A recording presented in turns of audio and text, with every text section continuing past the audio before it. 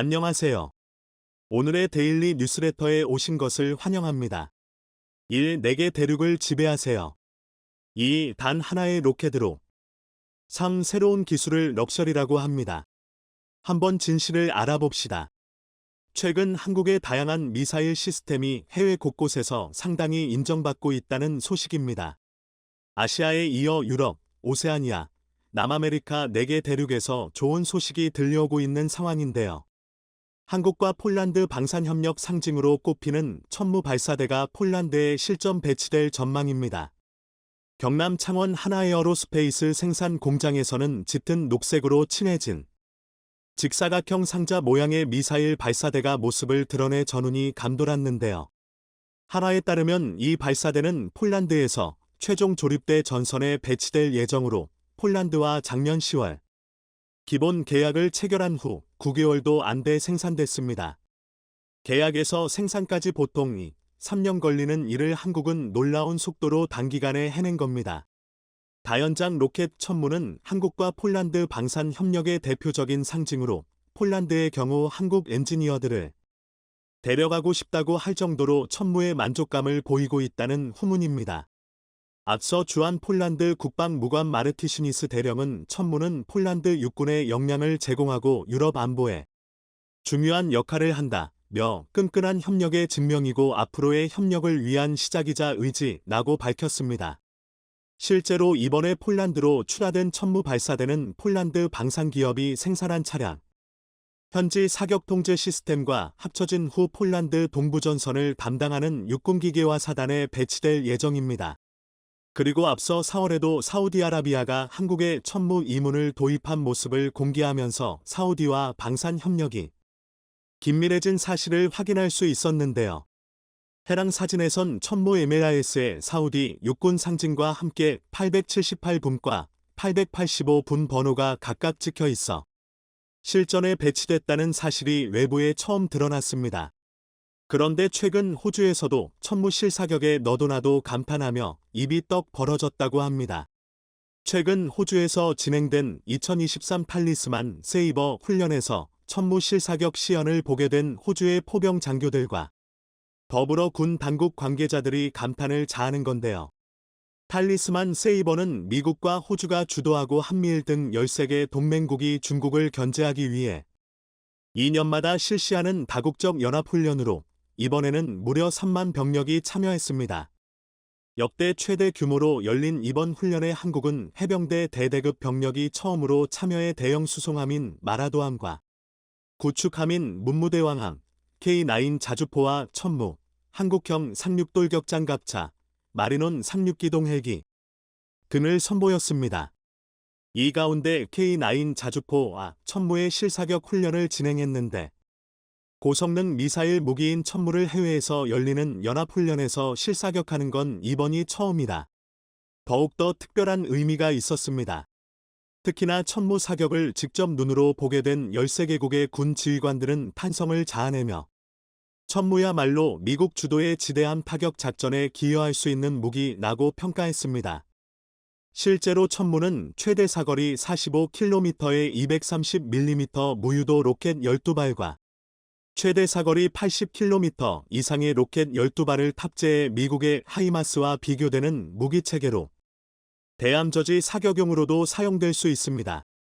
이번 연합훈련을 통해 천무의 우수성을 자연스럽게 노출해 방위산업 수출에 또 다른 기회를 창출한 것으로 보이는데요.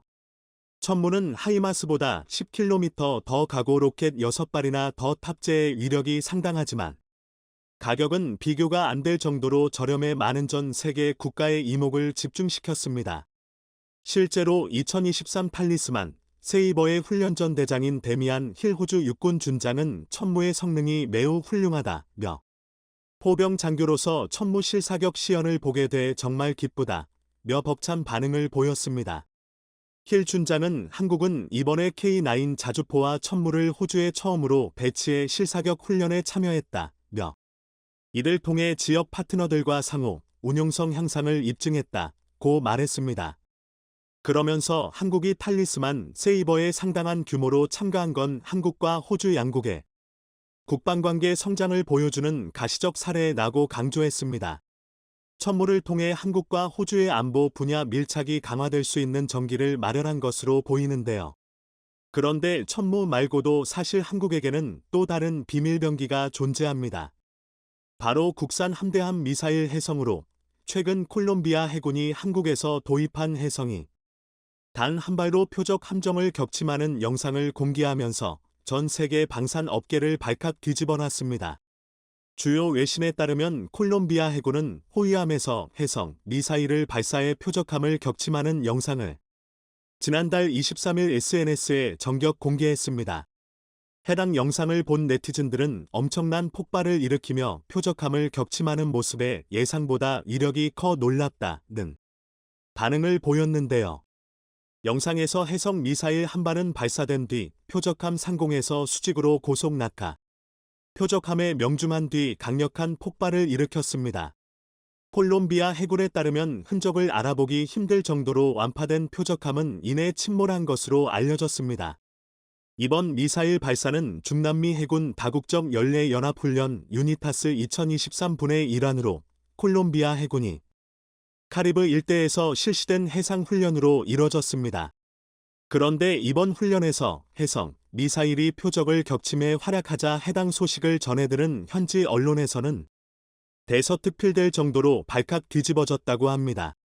지난 2012년 콜롬비아에 수출된 해성 미사일은 2019년에도 콜롬비아 해군 훈련 중 표적 함정을 격침하는 데 성공한 적이 있었지만 이번엔 더 강한 위력을 보여줬다는 평가가 나왔기 때문입니다. 앞서 해성은 콜롬비아 해군 훈련 중 발사에 실패해 논란이 된 적도 있지만 국내 업체가 아닌 해외 업체의 오류로 판명이 됐었는데 이번에 이런 불명예 이슈도 완전히 사라질 것으로 보이는데요. 실제로 이번 훈련을 비롯해 콜롬비아는 해성 미사일의 위력과 성능에 엄청나게 큰 만족감을 드러내고 있는 것으로 전해집니다.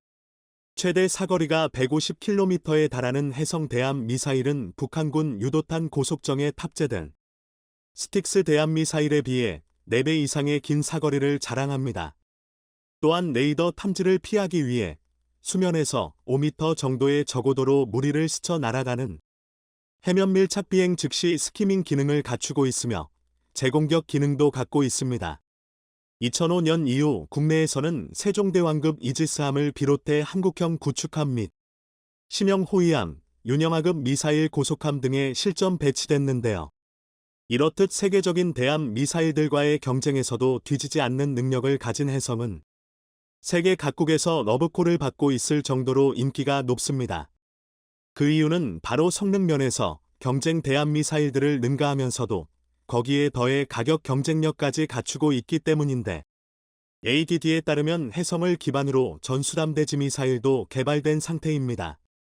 전술함 대지 미사일은 적 연안 근접 표적과 지상의 주요 전술 표적을 타격하는 공격형 무기로 장갑 차량을 관통할 수 있는 자탄 수백여 개가 분산돼 폭발하면서 축구장 2개의 면적을 그만큼 해성의 위력이 어마어마한 것으로 이번 콜롬비아 군에서 공개한 영상을 통해 전 세계 방산업계에 다시 한번 위력을 입증시키는 결정적인 계기가 됐을 거라 보입니다.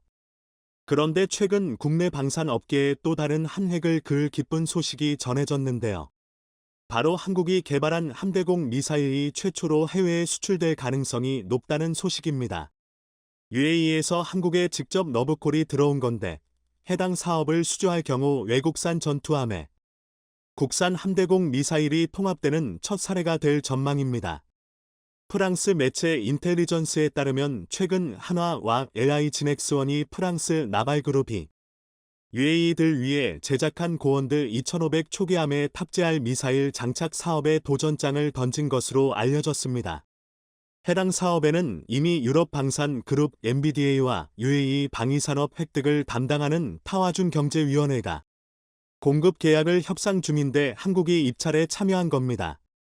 국내외 방산 업계에서는 UAE 미사일 수주전에서 MBDA의 출발이 처음엔 유리했다는 평가지만 무기금수 조치로 인해 수출이 힘들어 한국이 사업을 가져갈 가능성이 높을 것으로 보고 있는데요.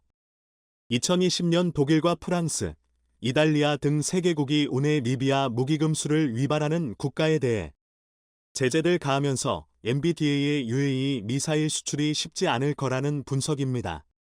이런 이유로 한화시스템과 LI진엑스원이 UAE 함대공 미사일 수주전에 참여한 것으로 국내에서는 2009년부터 LI진엑스원 주도로 국산 함대공 미사일 해공이 양산되고 있습니다. LI진엑스원에 따르면 해공은 미 레이시온이 개발한 RIM-116램 미사일을 대체할 수 있는데 음속의 2배에 달하는 속도로 최대 20km 떨어진 항공기나 미사일을 격추합니다. 더구나 최근 방사청은 2027년까지 해공 2차 양산을 위한 사업을 완료하겠다는 계획을 밝히는 등 UAE 수출에 힘을 실을 반가운 소식이 전해졌는데요.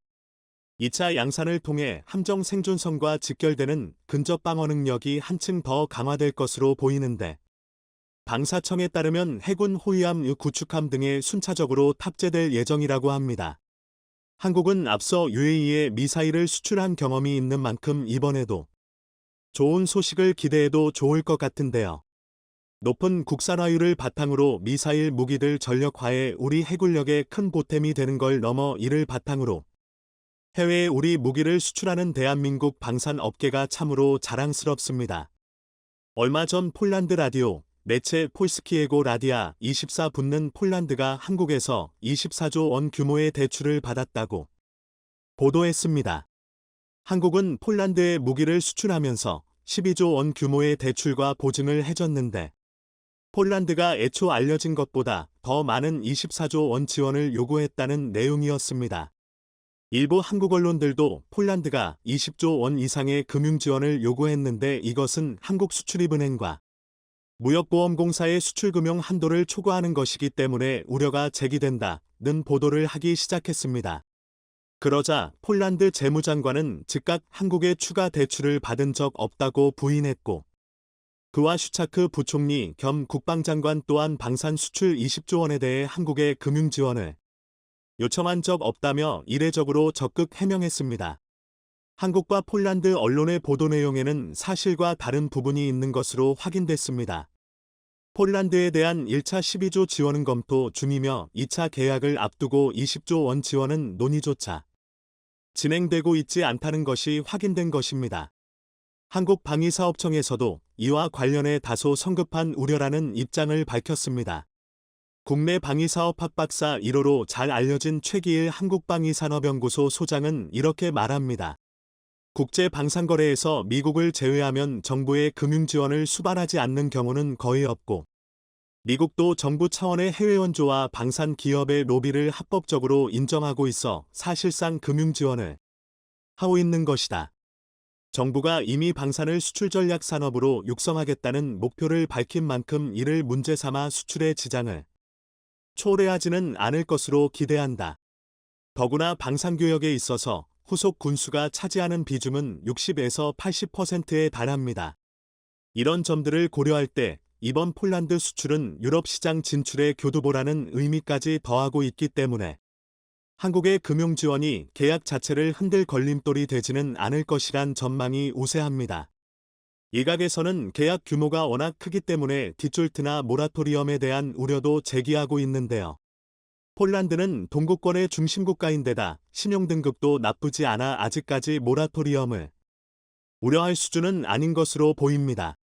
실제로 최근 폴란드의 신용등급은 국제 3대 신용평가기관인 S&P, 무디스 A2, 피치 A 등으로 평가받고 있어 비교적 양호한 상태입니다. 따라서 방산업계에서는 한국에서 대출 한도를 증액해 폴란드를 지원할 가능성이 높다는 의견이 우세한데요. KAI 강구영 사장도 최근 가진 기자회견에서 FA50 수출의 경우 적어도 3배 이상의 후속 군수 시장이 보장된다고 밝힌 바 있습니다. 결정적으로 폴란드는 한국의 대출을 요구하며 금융 갑질을 할 수 없는 입장입니다. 방위 산업 이외에도 폴란드가 추진 중인 거의 모든 산업에 걸쳐 한국에 대한 의존도가 매우 높아졌기 때문입니다. 대표적으로 폴란드가 계획하고 있는 초대형 신공항 건설에 한국이 핵심적인 역할을 하고 있습니다. 최근 인천국제공항공사는 폴란드 신공항 사업에 대한 7,500억 원 규모의 지분 투자 계획이 한국개발연구원 KDI의 공공기관 예비 타당성 조사에서 타당하다는 의견을 얻었습니다. 인천공사가 폴란드 신공항 STH 사업에 투자할 수 있는 길이 열렸다는 의미입니다. 폴란드 신공항 사업은 현재 시설 포화 상태인 바르샤바 쇼팽 공항을 대체해 중동부 유럽 허브공항을 건설하는 사업으로서 사업비는 총 14조 원 규모입니다. 이 공항은 수도인 바르샤바에서 서쪽으로 약 40km 떨어진 바라누프의 활주로 이본과 코터미널 1동 규모로 오는 2028년 개항 예정인데요. 신공항이 문을 여는 순간 연간 2천만 명이던 공항 수용 능력은 4천만 명으로 확대됩니다. 이 사업은 기존 폴란드의 관문인 바르샤바 쇼팽공항을 대체하는 것은 물론이며 장기적으로는 중동부 유럽 최대 규모의 공항을 건설하는 것을 목표로 잡고 있습니다. 폴란드 정부의 목표는 연간 1억 명이 이용하는 공항으로 발전시킬 계획이라고 하는데요. 완공되면 그야말로 유럽 최대 메가허브 공항으로 탈바꿈하게 됩니다. 그런데 이 신공항 프로젝트는 공항이 전부가 아닙니다. 신공항과 함께 연결될 철도, 도로, 도시개발 등 광범위한 인프라 개발은 물론이며 복합운송허브 STH에 대한 구상까지 함께 진행되다 보니 전체 사업 규모는 74억 유로, 한화약 10조 원이 넘는 초대형 프로젝트입니다. 그리고 이 모든 프로젝트의 건설 과정과 건설 이후 운영까지 한국이 중추적인 역할을 맡게 됩니다. 국내 기업이 대거 참여하는 건 당연한 일이겠죠. 폴란드 신공항 프로젝트가 특히 한국에게 의미 있는 이유가 있습니다. 2021년 당시 폴란드 신공항 건설 자문 사업을 놓고 한국의 인천국제공항공사와 일본의 나리타 공항이 맞붙었습니다. 그리고 폴란드의 선택은 인천국제공항공사였습니다. 유럽 최대 공항을 짓기 위한 롤모델을 선택하는 자리에서 나리타 공항을 꺾은 것입니다. 이는 유럽에서도 나리타 공항보다 인천공항의 시스템이 더 우위에 있다는 것을 인정받은 것이며 나아가 건설, 산업 인프라 전반에서 일본보다 한국이 더 뛰어나다는 평가를 받은 것입니다. 이후 폴란드는 한국과 거의 모든 산업 전반에 걸친 협력을 추진하게 됩니다. 신공항 프로젝트뿐만 아니라 폴란드는 최대 폐기물 소각로 건설 프로젝트 역시 한국에 맡겼습니다. 이것은 수도 바르샤바 시민 177만 명 중 56만 명이 버리는 생활 폐기물을 소각한 뒤 이 과정에서 발생하는 폐열을 전기와 지역 난방으로 공급하는 자원회수시설 공사인데 이것을 한국이 수주한 것입니다. 포스코 ENC는 바르샤바 소각장 건설 프로젝트의 설계부터 시공, 운영 단계까지 최신 건설 기술인 7차원 건설 정보 모델링, 즉 BIM을 적용해 소각장을 짓고 있습니다. BIM, 빌딩 인포메이션 모델링은 3차원 정보 모델을 기반으로 건축물의 전 생애 주기에 거쳐 발생하는 모든 정보를 통합해 설계, 시공에 활용하는 기술로 기존의 2차원 도면으로는 어려운 설계, 시공, 유지 관리를 통합적으로 수행할 수 있도록 도울 수 있습니다.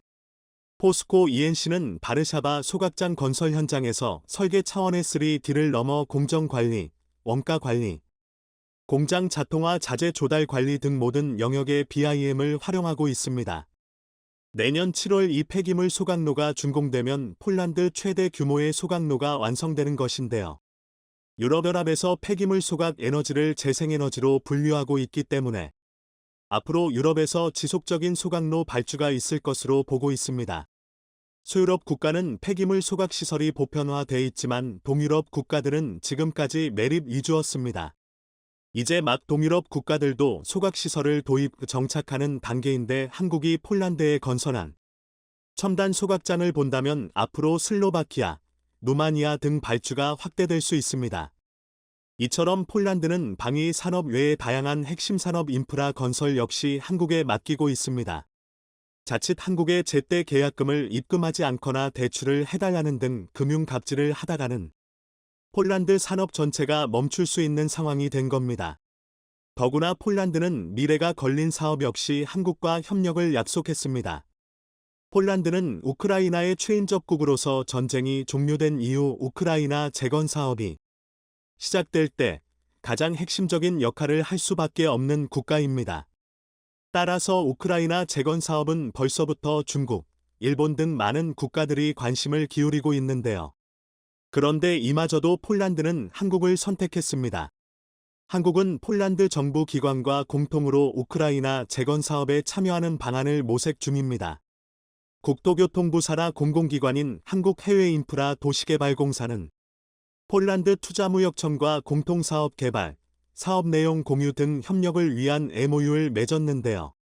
폴란드는 우크라이나 재건과 관련한 유럽 내 거점이자 신공항, 열병합발전소, 원자력발전 사업 등 대형 프로젝트를 통시다발적으로 추진하는 국가입니다.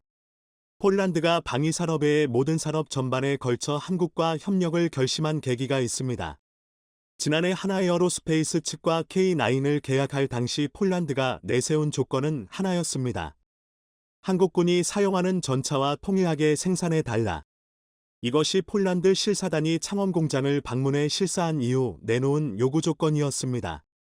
사실 국가마다 지형과 기후 등이 다른 탓에 동일한 장비라도 옵션을 조금씩 달라집니다. 다양한 파생 버전이 생겨나는 이유기도 합니다. 따라서 한국에서 사용하는 전차와 완전히 통일하게 만들어 달라는 폴란드의 요구는 이례적이었습니다. 폴란드 측이 이런 요구를 한 이유는 창원 공장의 생산 기술과 품질 관리 능력에 엄청난 감명을 받았기 때문입니다. 한국 생산 설비와 품질 상태를 눈으로 확인한 폴란드 당국자는 덜도 말고 딱 이만큼만 해달라라는 요청을 한 것입니다. 한국의 기술력과 품질에 대한 엄청난 신뢰가 쌓였다는 것을 알 수 있는 일화입니다. 이런 신뢰가 생겼으니 신공항, 소각장, 우크라이나 재건 사업 등등 일본에 손을 뿌리치고 한국과 손을 잡을 수 있었던 것이죠. 그 믿음에 한국은 완벽하게 부응했습니다. 우크라이나 국방부는 현재 6만 명이 넘는 우크라이나 여섬이 우크라이나를 방어하고 있으며 그중 4만 2천 명, 70%은 우크라이나 군대에 입대했다면서 러시아의 침공에 대응해 더 많은 우크라이나 여성들이 군대에 합류함에 따라 이 숫자는 계속 늘고 있다고 말했습니다. 이렇게 여군이 늘어나는 것은 우크라이나뿐만 아니라 이미 2000년대 들어 미국, 영국, 독일 등 선진국에서는 여군 비중이 높아지고 있으며 최근 북유럽에서도 여군의 비중이 급격히 늘어나고 있습니다. 덴마크는 여섬의 비율이 2014년까지만 해도 6%였지만 최근 9%에 육박하고 노르웨이는 2015년 나토국 중 처음으로 여성 의무복무제를 도입해 2021년 기준 20%까지 올라갔습니다. 과거 소련에게 침공당했던 핀란드는 75년 동안 중립을 유지해왔으나 최근 나토에 정격 가입하면서 러시아의 가장 큰 반발을 사고 있습니다. 핀란드가 나토에 가입한 것만으로도 이번 전쟁은 러시아의 패배라고도 말하고 있습니다. 핀란드는 러시아와 1340km에 달하는 국경을 맞댄 국가로 러시아는 나토의 동진을 막기 위해 우크라이나 침공까지 감행했지만 결국 핀란드를 나토에 합류시키면서 나토와 맞댄 국경을 2배로 늘렸습니다. 그동안 핀란드는 과거 러시아에게 침공당한 뼈아픈 역사를 기억하며 중립국이지만 군사력 증강에 힘써왔고 동원령으로 100만 명을 총검으로 무장시킬 수 있다고 했습니다. 특히 핀란드는 어떤 북유럽 국가보다 강력한 여군의 힘을 가지고 있는데 핀란드 여군이 문용하는 기갑부대의 힘이 놀라울 정도라고 했습니다. 여기서 최근 핀란드 여군이 조종하는 K9 자주포 영상이 크게 화제가 되면서 원부에서 흔히 말하는 핀란드 미녀가 조종하는 자주포라는 식으로 재미를 주는 게 아니라 러시아군에게 정말 위험적인 무기가 될 수 있다고 말하고 있습니다. K9 자주포를 모는 핀란드 여군들의 위용이 대단해 보였고 K9 자주포만에서 일사불란하게 움직이는 독작도 놀라울 정도였습니다. 핀란드는 이 K9 자주포로 지금 엄청난 일을 구상하고 있습니다. 인구가 작은 핀란드와 같이 대규모의 정규군을 유지하기 힘든 나라에서는 방어에 가장 유용하고 효과적인 무기체계가 자주포, 견인포, 전차라고 했습니다. 핀란드는 이에 세계 최강이라 불리는 K9 자주포를 지난 2017년 중고로 48대를 구매해 배치하고 2021년 10월 10대를 추가 발주했으며 지난해 핀란드 내에 주둔하는 캐나다 나토군과 공동으로 쓰겠다면서 38대를 추가로 구매했습니다.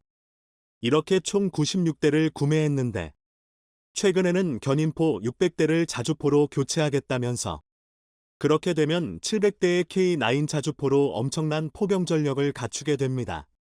러시아에게는 폴란드보다도 더 위험적 국경을 맞댄 국가가 된다는 것입니다. K9 자주포를 만드는 하나에어로스페이스의 손재일 사장은 얼마 전 수출 비화를 들려줬는데 지난 2016년 노르웨이가 K9 자주포를 구입하려고 현지 시험을 하는데 이웃나라 핀란드와 에스토니아도 구경을 하려고 참관했다고 했습니다.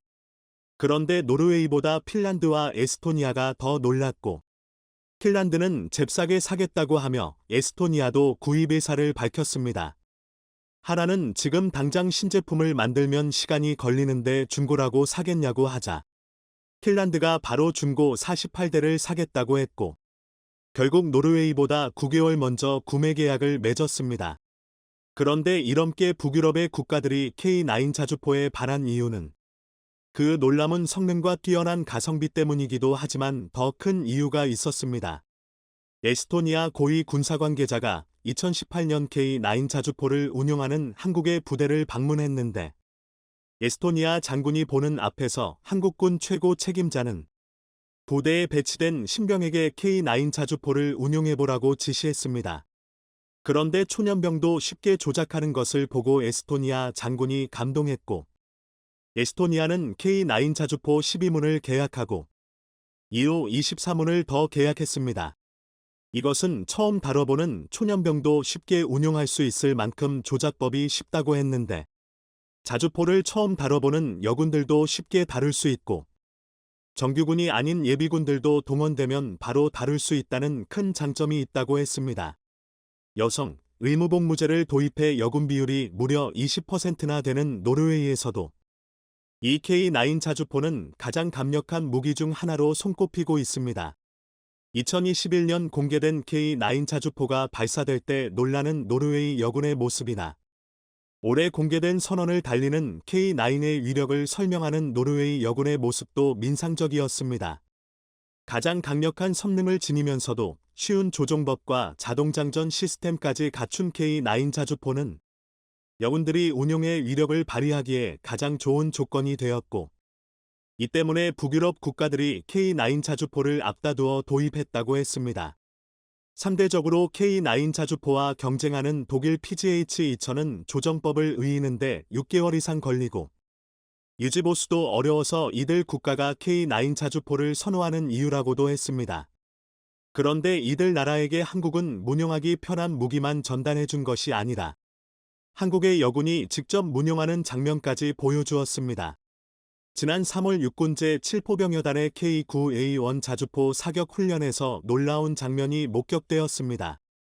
아시아에서 가장 강력한 군단 화력을 보유한 7군단은 북진선봉이라는 상징 명칭을 갖고 있는데 유사시 아군 전방 부대가 북한군의 남침을 저지하면 뒤이어 7군단은 적을 격퇴하며 북진해가는 부대입니다. 7군단은 동아시아 최강 전력으로 중국 기동군단 2개랑 맞먹을 정도로 엄청난 화력을 가지고 있는데 중국에서 한국의 7군단을 막으려면 핵밖에 없다는 말까지 하고 있습니다. 그런데 7군단의 7포병여단 소속 범계대대에서 펼쳐지는 K9 자주포 실사계 훈련의 주체는 여군들이었습니다. 범계대대는 포탄 43발을 발사하며 이력을 과시했습니다. 이 훈련을 지켜본 미군 러스 커핑스 중령은 K9은 최고의 화포무기다. 이번 훈련을 통해 K9의 놀라운 능력을 다시 확인하게 됐다며 한미동맹은 역사상 가장 강한 동맹이자 적에게는 가장 위협적인 동맹이라고 말했습니다. 이날 사격훈련을 한 범계대대에는 최초의 여군 전포대장인 김유림 중위가 있었고 탄약 부사관 손세정 중사, 직접 자주포를 운용하는 김민수 하사 등 여군들이 훈련을 이끌었습니다. 이뿐만 아니라 전차부대에서도 강인한 한국의 여군들이 활약하고 있는데 지난해 말 육군 최초 여군 전차중대장이 된 윤재은 대위가 화제가 되었습니다. 지난 2020년에는 K2 전차를 모는 한국의 여군 전자 소대장 사진이 트위터에 올라가자 여기에 해외 네티즌들은 엄청나다 라고 감탄했습니다. 그러면서 각국의 여군들의 모습을 보여주며 비교했는데 그 중에도 일본군의 사진은 전혀 달랐습니다. 강민한 카리스마가 풍기는 이 한국의 여자 소대장은 다른 나라 여군들과 대비되어 보였습니다. 이렇게 한국은 K9 자주포, K2 전차만을 판매하는 것이 아니라 이제는 이를 직접 운용하는 여군의 전술과 경험까지도 전해줄 수 있다고 했습니다. 스톡홀름 국제평화연구소 SIPRI 자료에 따르면 K9 자주포는 2000에서 2017년 세계 자주포 수출 시장 점유율 48%를 차지하며 압도적인 1위임을 입증했습니다. 2023년 현재 점유율은 이미 절반을 넘은 52%가량이며 지금까지 체결된 개마 물량이 원활하게 수출되면 점유율은 70%에 육박할 전망입니다. 앞으로 개발할 예정인 K9A2는 선진국 거대 방산기업조차 뛰어넘기 어려운 동표에 도전한다고 했습니다. 자동화 기술을 더욱 개선해 1분당 최대 반사 수를 기존 6발에서 9발로 늘리고 승무원도 5명에서 3명으로 줄인다고 했습니다. 사거리는 장기적으로 100km까지 늘리는 것을 목표로 하는데 내년부터는 최초 자주포를 만든 본산지 영국의 노후 자주포 대체 사업까지 노리고 있습니다. 한국은 지금 당장 필요한 무기를 공급하는 것을 넘어 미래의 주역이 될 수 있는 무기까지 만들고 있습니다.